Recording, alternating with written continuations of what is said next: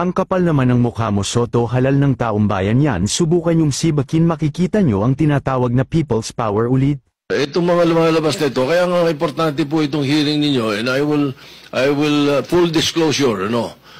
Nung Thursday ng gabi, kausap po si Presidente, gusto niya sibakin kayo lahat. That night, he told me, no, I'll sweep them out tomorrow, sabi niya. Sabi ko, don't, sir. Dahil may hearing pa kami sa Lunes. I want to hear them, but baka pag sinip mo yan, wala na yan, hindi na magsisipot yan. And this information that you are giving us now and that we are unearthing will help the committee in formulating a law. So, Minority Leader, dapat pala magpasalamat sila sa atin. At nandito pa talaga, sila. Pasalamat pa kayo dahil kung walang hearing, sinibak na kayo ng Biyernes pa ni Presidente. Pero, siyempre may mga due process naman dyan, Senator, di ba? Hindi. Appointee ng Presidente lahat yan eh. From the digong to renewal eh.